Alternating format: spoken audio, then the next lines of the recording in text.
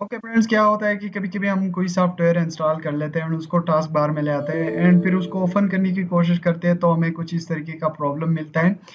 The data is invalid. ठीक है, तो इस प्रॉब्लम को किस तरीके से हम सॉल्व करेंगे एंड इस फाइल को हम किस तरीके से या इस सॉफ्टवेयर को किस तरीके से हम डिलीट करेंगे। तो आपको क्या करना है कि पीसी में आना है एंड पीसी में आके आपको यहाँ पे सी ड्राइव में आ जाना है एंड सी ड्राइव में आके यहाँ पे आपको यूज ढूंढना है। ठीक है, व्यू पे जाके आपको हाइड आइटम जो कि है अनहाइड करने हैं। ठीक है, उसके बाद यहाँ पे आपको नीचे आना है एंड यूजर ढूंढना है।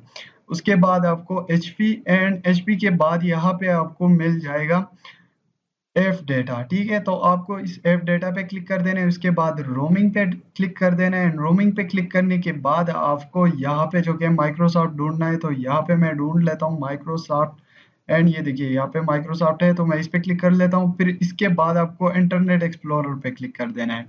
उसके बाद यहाँ पे आपको क्विक लॉन्च का ऑप्शन मिल जाएगा, आपको इस पे ओके फ्रेंड। उसके बाद आपको यूजर फ्रेंड पे क्लिक कर देना है। उसके बाद आपको यहाँ पे टास्क बार मिल जाएगा, तो आपको टास्क बार पे क्लिक कर देना है एंड उसके बाद जो भी सॉफ्टवेयर आपने इंस्टॉल किया या जो भी ऐप आपने इंस्टॉल किया यहाँ पे आपको मिल जाएगा। उस पर राइट क्लिक कर देना है एंड उसके बाद आपको यहाँ से डिलीट कर देना है एंड डिलीट करने के बाद आपको क्या करना है कि यहाँ से इसको मिनिमाइज कर देना है एंड यहाँ से आपको ओके प्रेस कर देना है। तो नाउ यहाँ पे आप देख सकते हैं आपका जो सॉफ्टवेयर था वो डिलीट हो गया एंड आप अपना सॉफ्टवेयर वापस इंस्टॉल करके यूज कर सकते हैं।